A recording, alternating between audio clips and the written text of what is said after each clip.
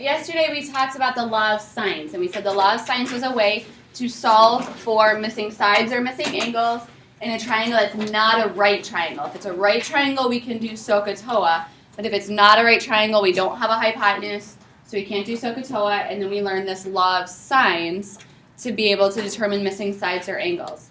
To use the law of sines, you need to know both parts of one letter. So we need to know, for example, angle A and side A to be able to set up a fraction. So sometimes we're given that information, or we're given two angles and we could subtract and find the other angle and then we would have it.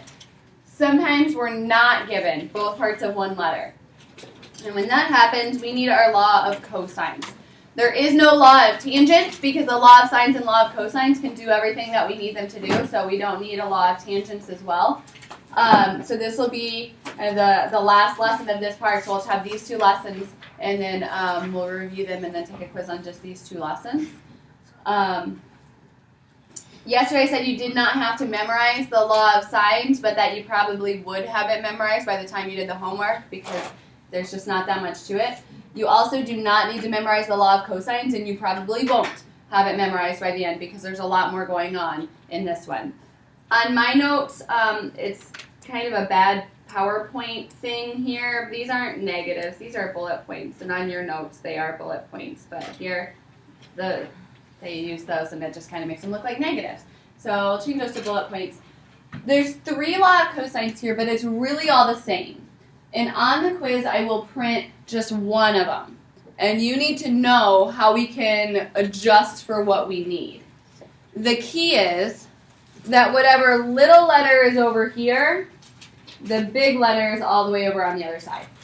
So whatever little side is alone, that big angle is the one that we're working with.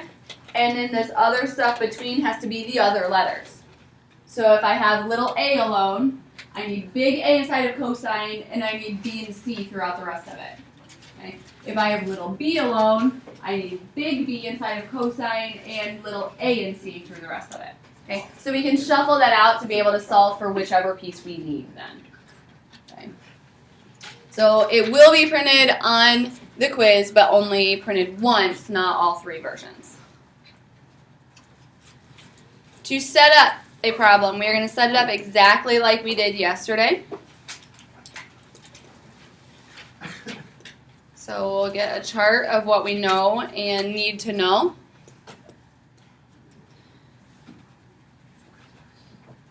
Your homework tonight is going to be kind of cumulative in nature, that it might be possible to use the law of sines on some of your homework problems. And on the quiz, I'm not going to tell you, use the law of sines on this problem, use the law of cosines on this problem. You need to know how to determine which one to use. The law of sines is an easier formula to work with, so we want to use that whenever possible. So the first thing I think about is, do I know 2 angles and I can just subtract from 180? If I do, then I'm going to do that. Okay, that would be my first step. If I don't know 2 angles, then I look and say, do I at least have a matching set where I know both parts of one letter? Because then I can use the law of sines. And the law of sines is a quicker formula to work out than the law of cosines. In this one, we don't know both parts of one letter, we don't know 2 angles, so this is where the law of cosines becomes necessary. In this problem, I want to solve for little b, so I'm going to use the law of cosines that has little b alone, which puts little a and c inside the rest of the formula and big angle b.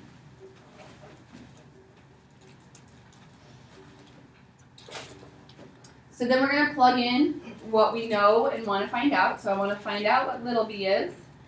I know little a, I know little c,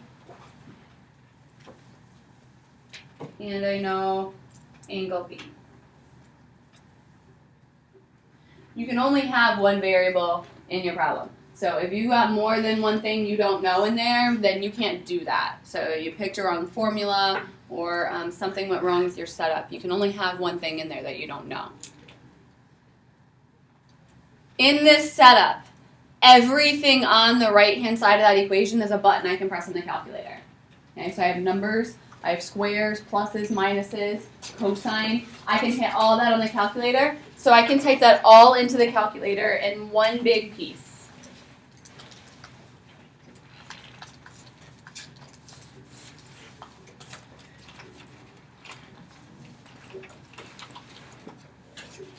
You get about 97.4 when I type that all in. Okay, just that That's for whole little side league. in one big piece. That's for Little League. Yes, kind of. That seems really big, right? The other side of the triangle are 12 and 16, and then this side is 97. That seems a little bit strange. We're not quite done yet. That equals b squared. It doesn't equal b, so we need to take a square root of that to find out what b is. That is a super, super, super common student mistake, is to forget to take the square root here. So caution, make sure you take your square root. They get about 9.9. Okay, or you could round it to 10 if you want. The more you round it, we're now going to use that answer, and that'll kind of affect the next answers. But I'm not going to be really picky about your rounding. Okay, so caution, make sure you take a square root. That is a super common student mistake, to forget to take that square root, and that'll set everything wrong for the rest of the problem. Questions on how to find that first part? Yeah. When I typed it all in, I got like 302. We want to maybe check your mode, or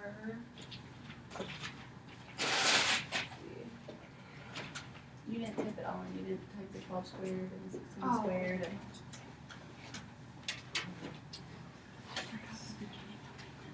all right, now that we know both parts of one letter, we can go back to our law of signs. So the end of these problems is going to be just like yesterday's problem. So I'm going to go sine of 38 over 9.9, since I know both parts of one letter. Now, it can matter which one we solve first for here. You always want to go for your smallest remaining angle first. How can I tell whether angle A or angle C is going to be smaller? Which side is smaller? Yeah, which side is smaller? So A is the smaller side, so A is going to be the smaller angle. The reason why, well, I'll tell you why after we finish solving this. So we did this kind of stuff yesterday, and we said to solve this, we would multiply both sides by 12. And then we can type that in the calculator.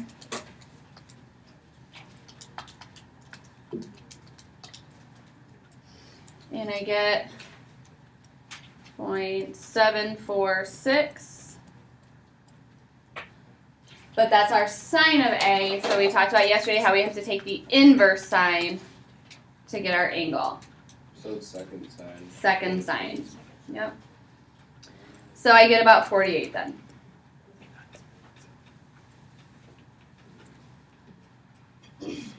To find your third angle, always subtract from 180. Do not do trig. Always subtract from 180 to get your third angle. There are two reasons why you should not do trig. The first one is it's a lot more work. And the second one is it can actually give you a wrong answer. And this is the reason why it is so important that you always go for the smallest angle first.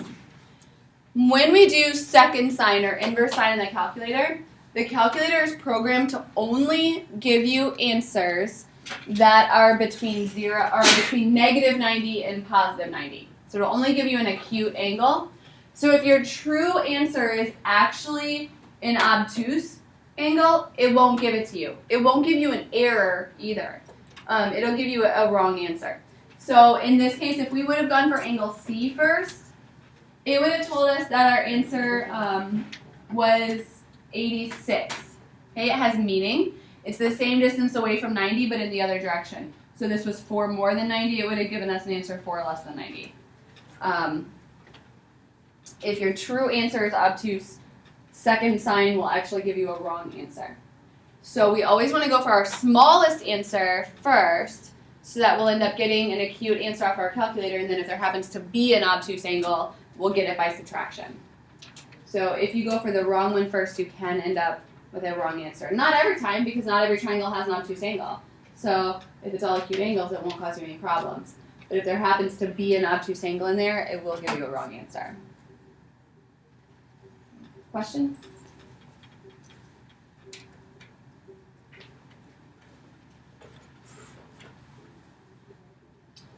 Alright, so for this one I'm going to set up my chart, organize what I know and need to know.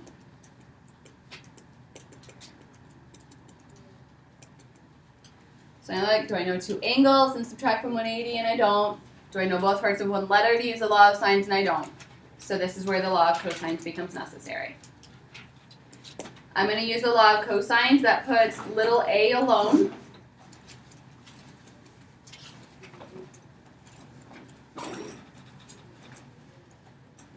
Which puts the big A inside the cosine and little b and c throughout the rest of the formula.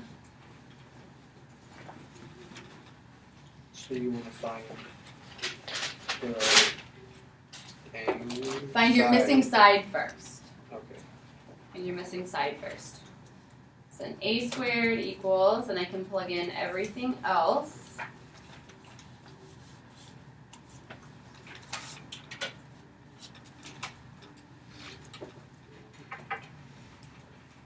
And everything on that right-hand side is a button I can press on the calculator.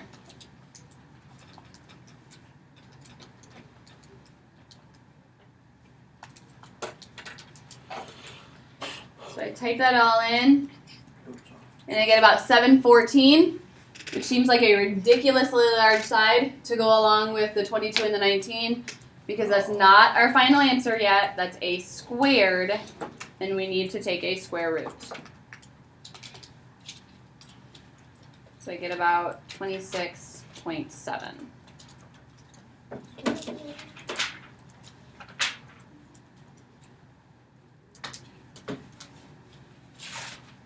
Questions on finding that first part?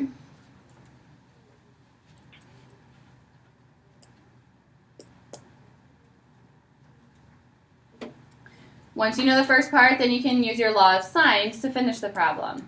Since we know both parts of letter A now, we can set up a fraction for law of sines with those. And then I want to go for my smallest remaining angle first, which is going to be C, because C is the smaller side. I'm going to multiply both sides by 19.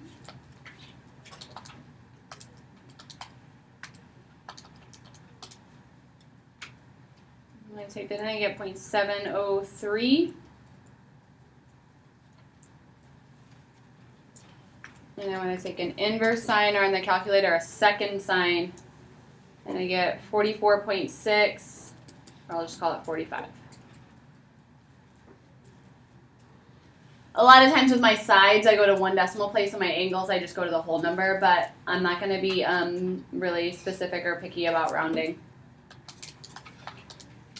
To find your last angle, always subtract from 180. Wait, why did you write it in the B? Oh, because I made a mistake. Thank you.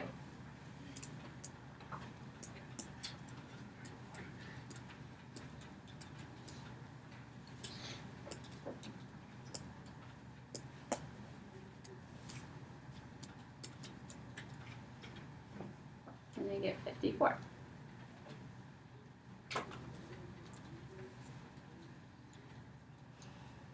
We talked about yesterday how there's no really quick way to check and make sure your answer's right, but you can at least make sure that your answers line up with each other. So if I hadn't been pointed out that I made a mistake, I would have known I had a problem because they wouldn't have lined up. So I need to make sure that my biggest angle matches my biggest side and my smallest matches my smallest. And if I had accidentally kept that B and C in the wrong spot, they wouldn't have lined up. So I would have known there was something wrong about that if I do that quick double check. On this problem, it would not have mattered if we went for angle B or angle C first, because there was no way that this triangle could have had an obtuse angle. Because side A was the biggest side, which means angle A should be the biggest angle, and so there's no way that we could have ended up having an obtuse one here. So solving for B or C first would have been fine. But there's no, unless you want to think through that every single problem, it's just always safest to go for your smallest angle first. Okay, that won't ever lead you wrong. So I just kind of make it a rule to always go for my smallest angle first. Okay. Questions?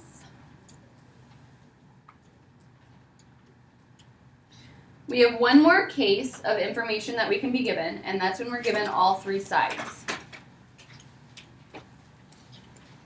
As is often the case in math, when we go through different setups and situations, the last one we come to is the most difficult. And that's what happens here. This is our worst case when we're given all three sides. We don't have two angles, so we can't subtract from 180. We don't know both parts of one letter, so we can't use our law of sines. So we need to use our law of cosines. We always want to go for our smallest angle first, so we're going to go for angle A, which means I need to use the law of cosines that has angle A in it.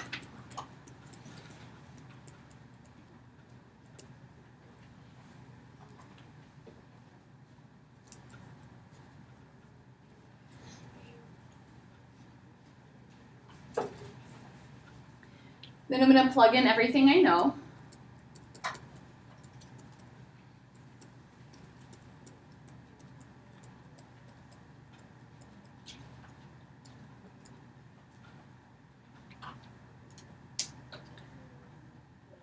But in this setup, we can't type in that whole right-hand side of the calculator because that's where our variable is. And the calculator doesn't know what A is because we don't know what A is. So we actually need to evaluate this in three separate pieces.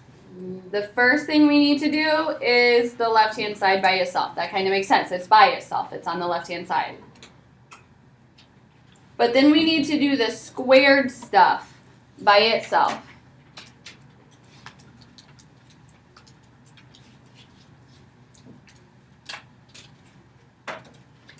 And then do the multiplied stuff. 2 times 18 times 13, not the cosine A because we can't type that in. So that's just going to tag along behind the stuff that we multiply.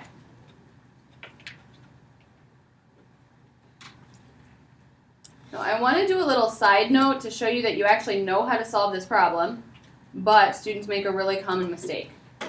So let's say that this equation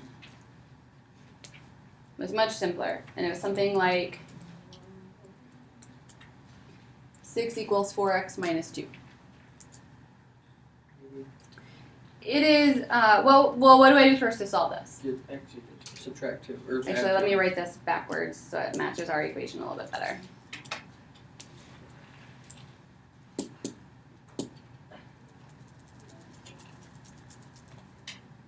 Alright, let's say that it was 4 minus 2x. Okay. What do I do first to solve this? Subtract 4. Subtract 4. And then what do I do? Divide by 2. Okay. Negative 2, sorry. So solving that equation is not really a big deal, right? It is very rare at this point that I would see a student make a mistake of taking the 4 minus 2x and combining them and calling it 2x. Early in Algebra 1, that happens all the time. Students try to combine things that aren't really like terms. But then we learn what like terms are. We can't put it together if it has a variable and not a variable. And that mistake usually stops happening.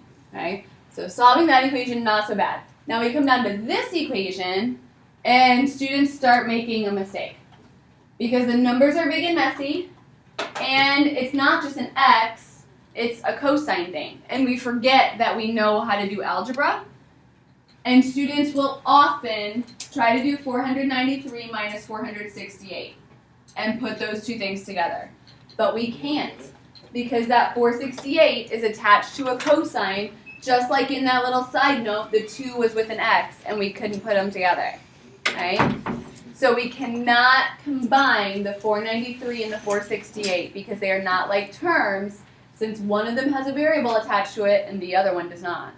So do you just subtract 493 from both sides? Yep. So we solve this problem exactly like we solved that other one, and we need to subtract 493 from both sides.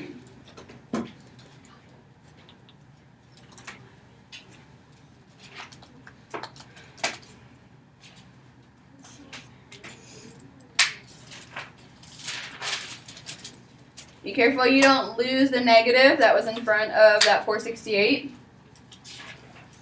Because then our last step is just like the other one, divide out.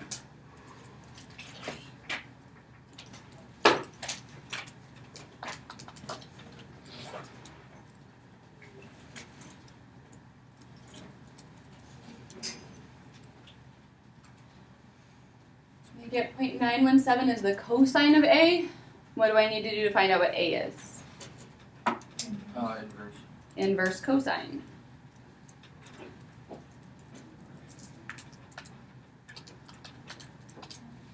And I get about 23.5, or we'll call it 24.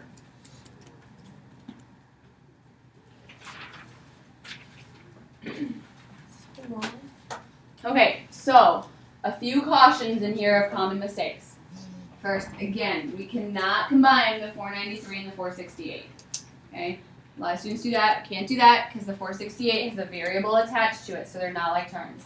Second thing to watch out for that happens a lot is that little negative gets lost. That's in front of that 468 in this problem. Okay, so make sure you don't lose your negative.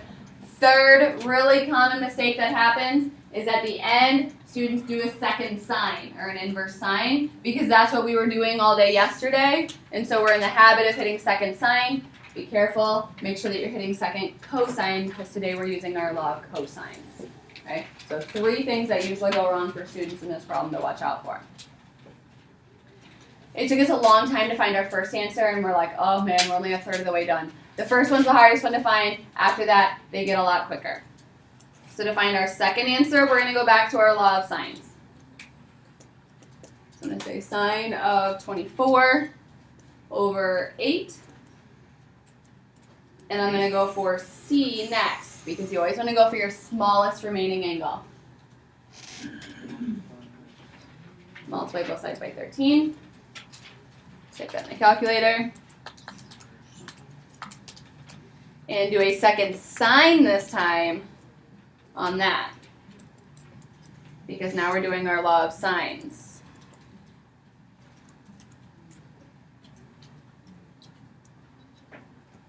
So that went a lot quicker than the last one, and the last one is really quick because we don't do any trig, just subtract from 180.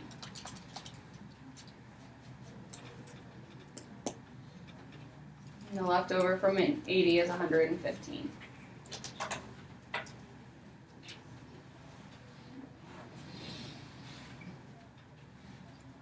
Questions?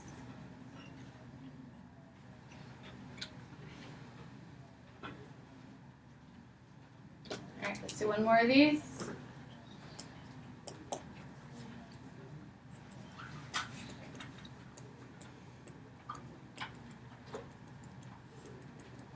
All right, so in this one, I'm going to want to solve for angle A.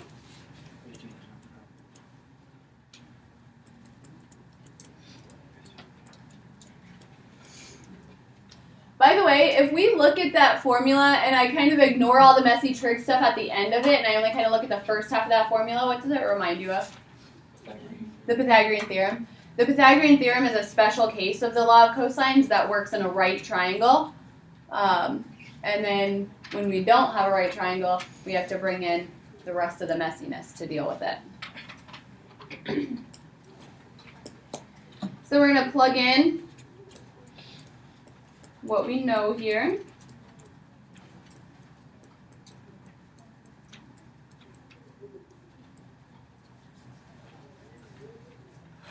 We have to evaluate the arithmetic in 3 pieces. The left-hand side by itself, the squared stuff by itself, and the multiplied stuff by itself.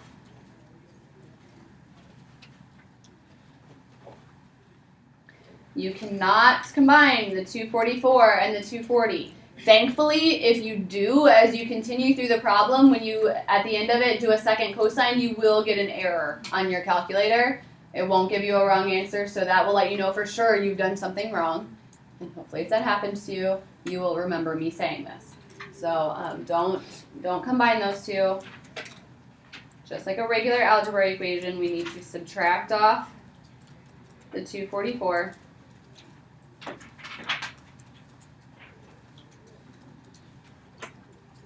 Don't lose the little negatives.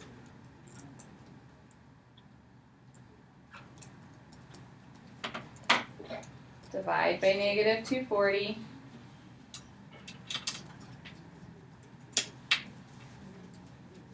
And take an inverse cosine, not an inverse sine, an inverse cosine of 0.75.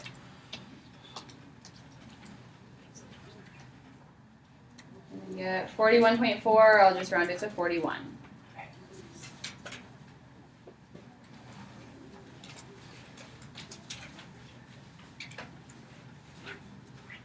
Questions on finding the first answer, because that's the worst part.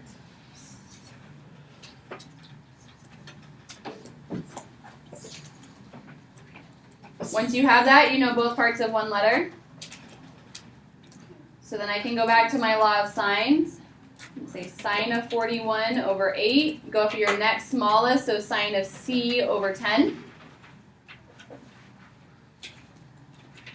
Multiply both sides by 10.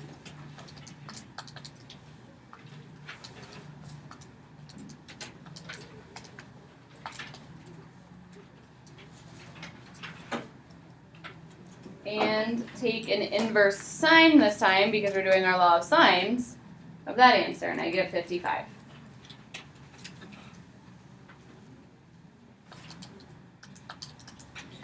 To find your last angle, never do trig, always subtract from 180. There's 84 left over. What? I literally have like one off. It's just a rounding thing. I have four, okay. Yep, if you're within like 1 degree, it's just a rounding thing. I was like, what? That was Please pardon this interruption. If the worship team could be dismissed to the chapel.